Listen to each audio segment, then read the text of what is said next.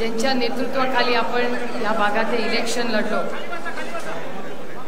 असे सदाबापू सातव, SN बाबू जगताप, जवाहर शेठ, सुभाष अप्पा, संदीप गुजर, सोनू काळे, प्रशांत बोरकर, राजेंद्र निंबाळकर, राजेंद्र जगताप, योगेश सावंत, पूर्णिमाताई, वनिताताई, प्रियांका हरतवडे, इनामदारताई, सुनीताताई, सतीश मामा, व्यासपीठावरील सर्व मान्यवर ज्यांचं भाषण आपण ऐकलं असे युगेन, रोहित आणि ह्या सगळ्या आज जमलेल्या या कार्यक्रमात आमच्या सगळ्यांची ताकद असणाऱ्या आमच्या नंदा वहिनी, मला वाटतं वहिनींसाठी जोरदार आपण सगळ्यांनी टाळ्या वाजवल्या पाहिजे, कारण अतिशय शांतपणे सातत्याने, मी धीर शब्द वापरणार नाही,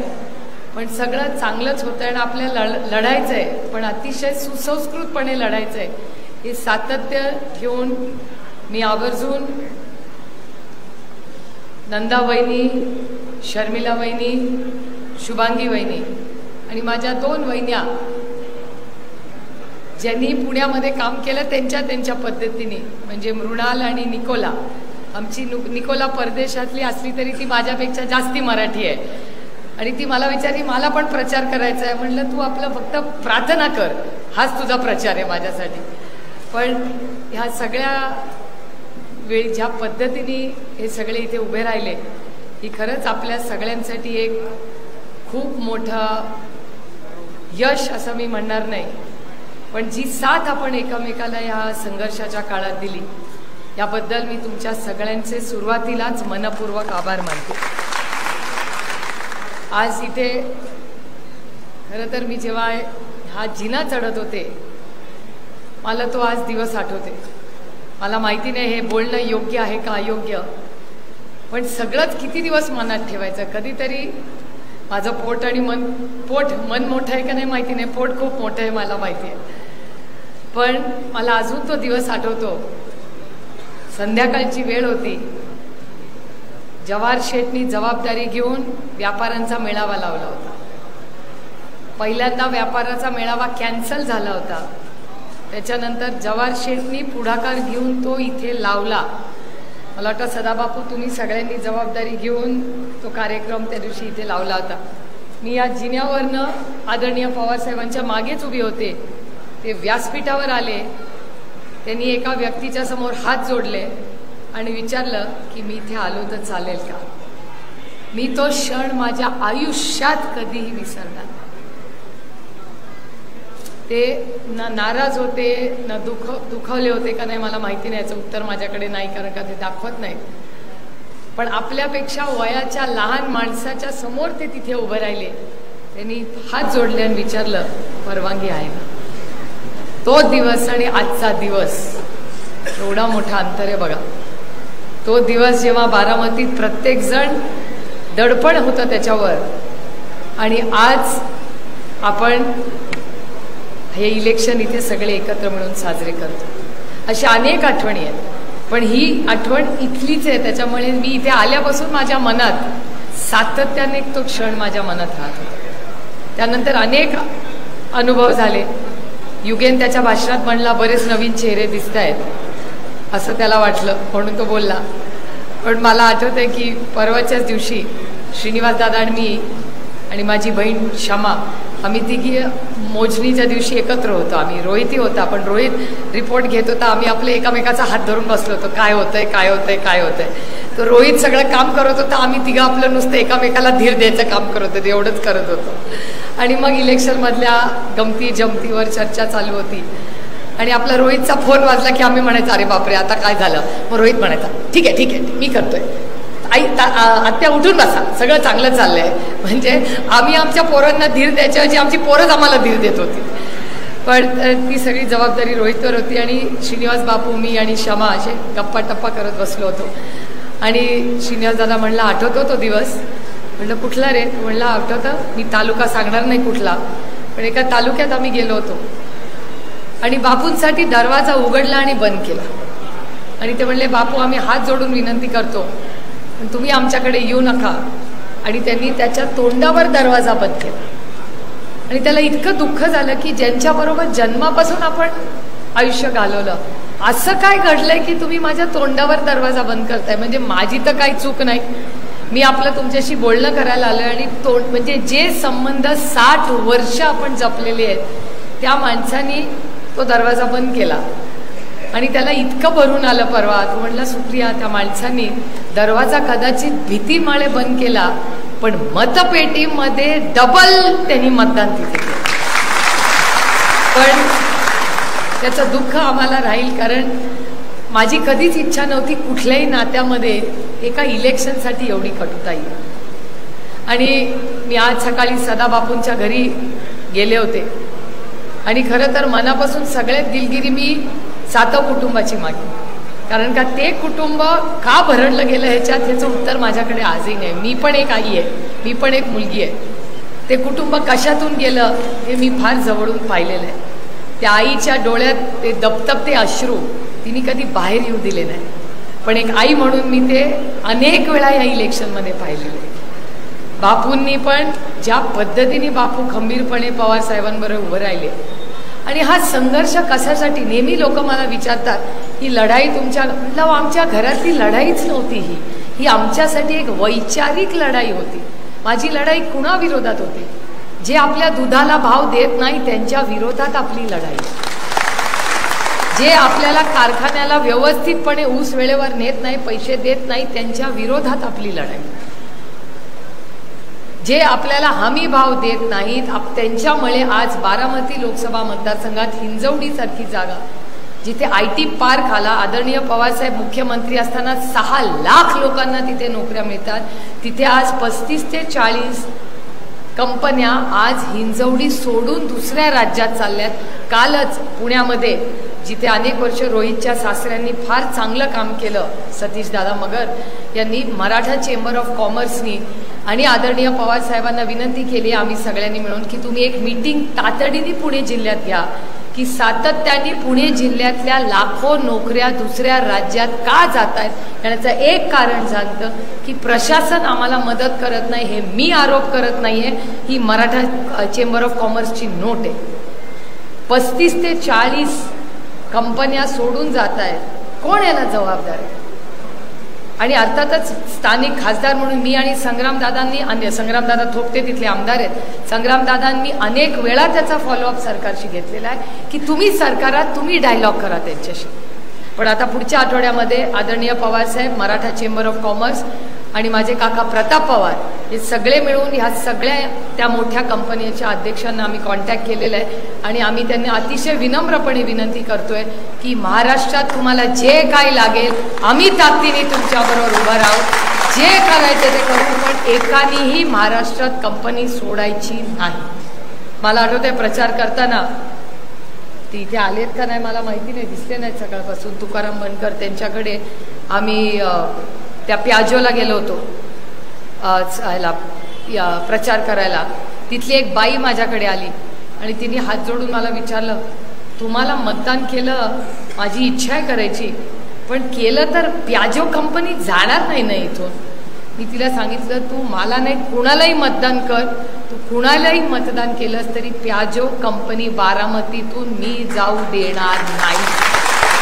त्यामुळे हे जे नवीन लोकांच्या मनातली भीती आहे ही पहिली आपल्याला घालवायची. अहो हा देश लोकशाही देश आहे, दडपशाही नाही आहे. आणि या देशाचा रिझल्ट सांगतोय की ह्या देशाने दडपशाही नाकारली आहे. उत्तर प्रदेशचा रिझल्ट बघा. मी परवा अखिलेश यादवांना भेटून आले, मी त्याला म्हटलं बापरे 40 खासदार, म्हटलं कुठून आणले? महाराष्ट्रातले जेवढे खासदार आहेत तेवढे एका अखिलेश यादवचे खासदार आहेत. म्हटलं कसं काय हा रिझल्ट लागला? म्हटलं सुप्रिया यांना समजलंच नाही लोकांचं दुःख. शेतकऱ्यांवर लाठीचार्ज कर, हमी भाव देऊ नको, नवीन पिढीला रोजगार नाही, शिक्षण परवडत नाही, सुशिक्षित बेरोजगारी आणि महागाई या विषयांवर कोणी बोललंच नाही. आणि सातत्याने भीती भीती भीती जी त्यांनी उत्तर प्रदेशमध्येही करण्याचा प्रयत्न केला. आणि विचार करा ते अयोध्येमध्येही इलेक्शन हारलेले आहेत, याचा विचार करा. म्हणजे ह्याचं आत्मचिंतन आपणही मतदार म्हणून सगळ्यांनी मिळून केलं पाहिजे. म्हणजे आपण कुठे कमी पडलो त्याचाही अभ्यास केला पाहिजे आणि ते कुठे कमी पडले ह्याचा बोधही आपण घेतला पाहिजे. म्हणजे आपण त्या चुका करता कामा नये. आणि आज 10 पैकी 8 सीट आपल्या आल्या. खरंच साताऱ्याची 9वी ही पण आली असती, पण ती तुतारी आणि तुतारीवाला माणूस यामध्ये गल्लत झाली आणि जवळपास 50,000 मतं जी आपली हक्काची होती ती त्या दुसऱ्या तुतारीला रडीचा डाव आहे. मी तर ठरवलंय की कोर्टातच जायचं किंवा इलेक्शन कमिशनला दाद मागायचा प्रयत्न करायचा की इधर तुतारी ठेवा नाही तर तुतारीवाला माणूस ठेवा, दोन्ही चालणार नाही. हा रडीचा डाव आणि त्याला तुतारीच म्हणतात मराठीमध्ये. त्याला तुम्ही पिपाणी म्हणताय ना, त्याला पिपाणी म्हणत नाही. इलेक्शन कमिशन त्याला तुतारीच म्हणते. म्हणजे आपण तुतारीवाला माणूस आणि ती तुतारीसारखी दिसत नाही. लोक कन्फ्यूज होतात.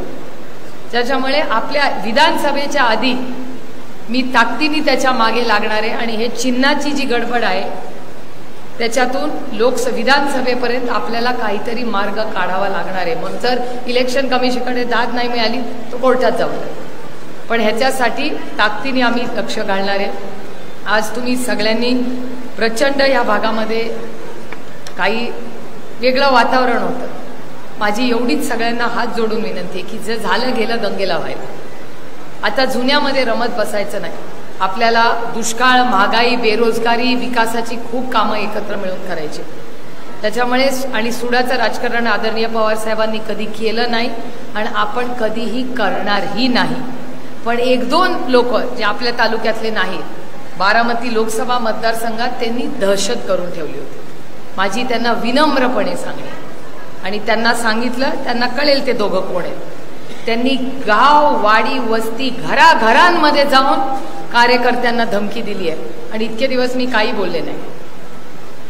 त्यांनी जर पुन्हा एकदा त्या 2-4 व्यक्ती ज्या आहेत त्यांनी पुन्हा एकदा आपल्या कुठल्याही कार्यकर्त्याला धमकी जर दिली तर तुमच्या घरी पाहुणा म्हणून मीच राहिला येणार. कारण काही धमकी आता चालणार नाही. ज्यांनी दिलेले आहे त्यांना मी विनम्रपणे सांगते की तुम्ही तेव्हा जे काय थैमान घातलं होतं बारामती लोकसभा मतदारसंघात, बारामतीत दिल्या का नाही धमक्या मला माहिती नाही, पण बाकीच्या तालुक्यात तर सुचाट, भोर, वेल्ला, मुळशी, खडकवासला, हवेली तर घराघरात तो व्यक्ती आहे. हे सब नाही चलेगा. हा शाहू फुले आंबेडकरांचा महाराष्ट्र आहे, हा शिवाजी छत्रपतींचा महाराष्ट्र आहे, हा कैलासवासी यशवंतराव चव्हाणांचा महाराष्ट्र आहे आणि हा शरद पवारांचा महाराष्ट्र आहे. आम्ही हे तुम्हाला करून देणार नाही. आणि कोणी नाही धमकी दिली ना, मी पोलीस स्टेशनला जाईन कंप्लेंट करायला. मी खरंच जाईन पोलीस स्टेशनला. बस झाला. आता इलेक्शन होतं त्याच्यामुळे मला काही विषय वाढवायचे नव्हते, पण माझी विनम्र विनंती आहे की एकदा केलं, आता विधानसभेत परत ते तसला चालणार नाही आणि करूही नये अशी माझी त्यांना विनंती. कारण का असलं गलिच्छ राजकारण कधी आम्ही केलं नाही आणि आम्ही कधी करणारही नाही. आम्ही संविधानाच्या चौकटीतच राहणारी लोक आहोत आणि त्या चौकटीचा मान सन्मान करून भारतरत्न डॉक्टर बाबासाहेब आंबेडकरांनी जो समान अधिकार आपल्याला सगळ्यांना दिलाय त्या अधिकाराचं पालन आपण करू. आज रोहित आणि मी आणि सगळे व्यासपीठावरचे पदाधिकारी आम्ही पाण्याचा जो प्रश्न आहे त्या भागात जाणार आहेत. त्यानंतर आम्ही पुरंदरलाही जाणार आहे. पुरंदर उपसा योजनाचा पाठपुरावा करणार आहे आणि दुधाच्या भावासाठी राष्ट्रवादी काँग्रेस पक्ष आणि महाविकास आघाडी, मी कालच महाराष्ट्र सरकारला पत्र लिहिलेलं आहे, जर शेतकऱ्यांना दुधाला भाव वाढवून मिळाला नाही तर महाविकास आघाडी आणि राष्ट्रवादी काँग्रेस पक्ष पूर्ण ताकदीने रस्त्यावर आंदोलन करणार आहे आणि त्या आंदोलनाचा पुढाकार. कारण का आम्ही प्रेमाने मागितलं, हात जोडून मागितलं, खूप आदर ठेवून मागितलं, पण हे झोपेचं सोंग केलेल्या सरकारला जागच येत नाही. कारण का घरफोड, पक्षफोड, आईस, इन्कम टॅक्स, CBI, ED हे करण्यात इतके ते व्यस्त असतात ना की त्यांना आपलं दुःख दिसतच, त्यांना वेळच नाही. कारण का 200 आमदारांचं काय काय करू असं त्या कामात असतात. मला खरं सांगा, 1 वर्ष का 1.25 वर्ष झाले 200 खासदार आहेत. काय मोठी क्रांती महाराष्ट्रात घडवली? कुठली मोठी क्रांती? महागाई कमी केली, भ्रष्टाचार कमी झाला का, नोकऱ्या इथे आल्या आहेत, काय काय भलं झालं का, तुम्हाला हमी भाव मिळाला? आणि मला एक गोष्ट आपल्याला सांगायची की बरेच मगाशी त्या सस्तेंनी मला प्रश्न विचारला की आता पुढच्या इलेक्शनचं काय. मी अतिशय विनम्रपणे आपल्याला सांगू इच्छिते, सोसायटी, ग्रामपंचायत, जिल्हा परिषद, नगरपालिका, महानगरपालिका, बँक आणि काय राहिलं, कारखाना, खरेदी विक्री संघ, दूध संघ, ग्रामपंचायत आणि विधानसभा, आता लोकसभा तर संपली. त्याच्यामुळे ह्या प्रत्येक इलेक्शनला राष्ट्रवादी काँग्रेस पक्ष आदरणीय शरद पवारांच्या नेतृत्वात ताकदीने प्रत्येक इलेक्शन लढतो. आणि मला गंमत वाटते, मला अजून तो दिवस आठवतो. मी रोहितला विचारलं होतं, म्हटलं रोहित सगळे म्हणतात हे लोक पैसे वाटायचं, आपलं काय रे. म्हटलं म्हणजे काय. म्हणलं आपण असं कधी केलं नाही, आत्या आजोबा रागवतील, नाही करणे काही असं. म्हटलं अरे हो, पण त्यांनी वाटलं तर काय करायचं. म्हणजे काय काळजी करू नका, बघूया बघूया. म्हटलं अरे बघूया म्हणजे काय करूया. तर तो म्हटला आत्या डोंट वरी, मी बघतो. म्हटलं काय बघतो. नंतर ज्या दिवशी मतदान झालं, रोहित पवारांनी जो व्हिडिओचा धडाकाच लावला होता, मी त्याला म्हणलं तू मतदानाचं बघ रे, तू व्हिडिओ कशाला सांग पाठवतोय. तो जो व्हिडिओ नंतर व्हिडिओ दणका, हा पैसे वाटतोय, तो पैसे वाटतोय, कोण शिव्या घालतोय, बापरे काय दिवस बघायला लावले पांडुरंगा. खरंच आहे, काय व्हिडिओ त्या दिवशी बघायला मिळाले. मी तर आयुष्यात कधी असं मनात पण आलं नव्हतं असे नको ते व्हिडिओ बघायला. 143 कंप्लेंट केले आहेत. किती? 143 कंप्लेंट. आणि बँक, मला तर देशातून फोन यायला लागले, सुप्रिया ऐसा कौन सा बैंक है तुम्हारे निर्वाचन क्षेत्र में जो 24 घंटा चालू है. अहो दिल्ली, गल्ली पासून दिल्ली सगळ्यांचे फोन आले. उत्तर प्रदेश मधून फोन आला, कौन सा बैंक है, मुझे भी खाता खोलना है. काय मी सांगितलं अरे उत्तर प्रदेश में ऐसा बैंक नहीं है, ये वेल पुन्हा स्पेशल आहे. पण त्याच्यानंतर ॲक्शन झाली, बरंच काय झालं. पण मला एक तुम्हाला सांगायचं, जे मी आधीही बोललेले, की त्या अधिकाऱ्याची चूक नाही, त्या अधिकाऱ्याची नोकरी तिथे गेली. त्या अधिकाऱ्यांनी स्वतःहून बँक 24 तास चालू ठेवलेली नाही. माझं स्वतःचं मत आहे की अधिकाऱ्याला ज्यांनी बँक उघडी ठेवायला सांगितली त्याच्यावर कारवाई झाली आहे, गरीब माणसावर अन्याय करून. त्यामुळे आता सगळं प्रोसेस संपलेलं आहे. मी PDCC बँकेच्या चेअरमनला पत्र लिहिणार आहे की अतिशय विनम्रपणे की बाबा तुम्ही इन्क्वायरी लावा पारदर्शक पद्धतीने की कोणी ऑर्डर दिली बँक उघडायची, गरीब माणसावर अन्याय करू नका. कोणी ज्याला ऑर्डर दिली आहे त्याला शिक्षा द्या. आता माझ्या कानात एक बातमी आली आहे की दूध संघात बदली झाली, कारखान्यात बदली झाली, बँकेत बदली झाली, बऱ्याच बदल्या सुरू झाल्यात असं म्हणे. मला सगळ्यांना सांगायचं आहे, कुणाचीही बदली झाली तर आम्हाला व्यासपीठावर कुणालाही सांगा. जर ही अन्याय म्हणून किंवा राजकीय सुडासाठी ही बदली होत असेल तर ती बदली थांबवायची जबाबदारी आमच्या सगळ्यांची. हे चालणार नाही. आम्ही चेअरमनशी बोलू, आम्ही जे काय करावं लागेल ते सगळं करू. आणि काय नाही झालं तर माझे सगळ्यात जवळचे मित्र म्हणजे माझे सगळे वकील आहेत, त्यांना भेटल्याशिवाय माझा दिवसच संपत नाही. त्याच्यामुळे वेळ पडली तर कोर्टात जाऊ. आता युगेन मी येताना रोहित तू विचारलंस त्याला की आता कुस्तीचं काय, तर तो मला आता गाडीतच गोड बातमी दिली आहे की त्याला काढण्यात आलेले आहे. आता त्याला काढता येतं का नाही मला माहिती नाही, नियम कायदे काय तिथं कॉन्स्टिट्यूशन आहे मला माहिती नाही. त्याच्यामुळे आता काय नाही, आता बघूया पुढे काय. म्हणजे अन्याय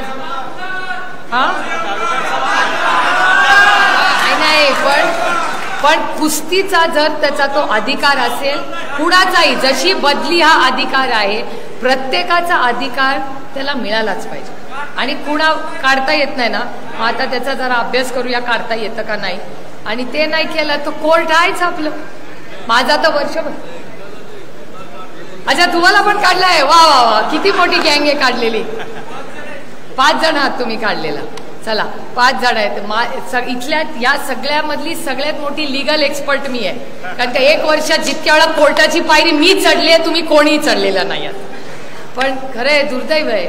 मला असं वाटलं की 7 तारखेला एकदा मतदान झालं की आता ठीक आहे, सब खतम हो गया, अभी सगळे आपापले कामाला लागूया. पण दुर्दैवाने अशा छोट्या मोठ्या गोष्टी आज कानावर येत आहे. काय नको नको तुतारी रामकृष्ण हरी. आता घड्याळ, अरे एक तर आपल्याला आपण पक्षाची मीटिंग होईल त्याच्यात बघू दे काय लोकांना करायचंय. आता काय पुढे काय निर्णय घ्यायचा आपण एक पक्ष म्हणून सगळे ठरवू. हा काय देवा त्यांना काय करायचं, काय करायचं, तुतारी का काय?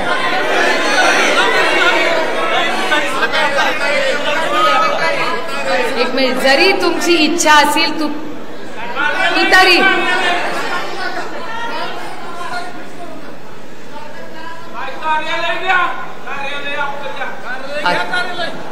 नको नको, जे ज्याला हवंय त्याला शुभेच्छा. शून्यातून विश्व उभं करू, आधीपेक्षा मोठं करू. अरे कुणाकडून घेण्यात काय मजा आहे, देण्यात जी मजा आहे ती घेण्यात आहे का? आपल्याला काय नको, आपण रामकृष्ण हरिवाले खाली हात आएंगे और खाली हात जाएंगे. कुठे कटोडं घेऊन जाणार, काय नको आपल्याला. आपलं मला एकच फक्त आहे, संदीप गुजरांची अडचण होणार आहे. कुठे गेले? त्यांची ती प्रॉपर्टी आता राष्ट्रवादी काँग्रेस पक्षाला भाड्याने त्यांना द्यावी लागणार आहे. कारण का ते इतकं ऑफिस आपल्यासाठी लकी आहे, तुम्ही काढलं तरी आम्ही जाणार नाही सोडून आता तिथं. म्हणजे इतकं मला तो पहिला दिवस आठवत आहे. आज मला युगेनी ऑफिसमध्ये नेलं, सांगितलं आत्या तिथे टाईल्स लावल्या आहेत. म्हटलं वा वा वा, टाईल लावल्या आपल्या ऑफिसमध्ये. पण मला ते ऑफिस म्हणजे हो तर ते नाही, मी कुणाचाच बंदोबस्त लावायला नाही आले, मी तुमचं काम करायला आले. सगळ्यांना शुभेच्छा द्यायच्या आपण, बाकी काय करायचं नाही. पण तुम्ही सगळे एवढ्या मोठ्या संख्येने ताकदीने लढला, याबद्दल तुमचे मनपूर्वक आभार मानते. आणि आज नंतर भीती हे सगळे विषय खतम. आता बारामतीचा विकास, लोकांची सेवा याच्यासाठीच आदरणीय पवारसाहेब आणि 11, 12 आणि 13 ना किती दिवस 11, 12 रोहित किती तारखेला येणार आहेत साहेब? 11, 12, 13 11, 12 आणि 13 आदरणीय पवारसाहेब तिन्ही दिवस हे बारामती लोकसभा म्हणजे बारामती, इंदापूर, दौंडला मला वाटतं एक लग्न पण आहे त्याच्यासाठी, आणि दुष्काळी दौरा ते स्वतः करणार आहेत. त्यामुळे तुमच्या सगळ्यांच्या गाठी भेटी त्यांच्याशी होतीलच. त्यांचा मूड एकदम चांगला आहे आजकाल. आणि कारण का ते आमच्या हातून मागे लागले की चला चला यशानी डोकं जमिनीवर. म्हटलं हो जमिनीवरच आहोत आम्ही. मग ते म्हणले आता विधानसभेच्या तयारीला राज्यात चालवावं. परवाच्याच दिवशी सोनियाजींचा आणि आदरणीय पवारसाहेब आणि उद्धवजींची सविस्तर चर्चा झाली. त्यामुळे यशातून फार वाहत जायचं नाही. लोकांनी हा विश्वास आशीर्वाद दिलाय, त्याच्यामुळे एकदम ग्राउंड पे रहने का. आणि आपण सगळ्यांनी विधानसभा आणि जर आपला ह्याचा भवानीनगरचा कारखाना त्याच्या आधी लागला तर त्या इलेक्शनच्या तयारीला सगळे लागूया. पुन्हा एकदा अतिशय विनम्रपणे तुमच्या सगळ्यांचे मनपूर्वक आभार मानून आपली रजा घेते. जय हिंद, जय महाराष्ट्र, जय आघाडी, रामकृष्ण हरी.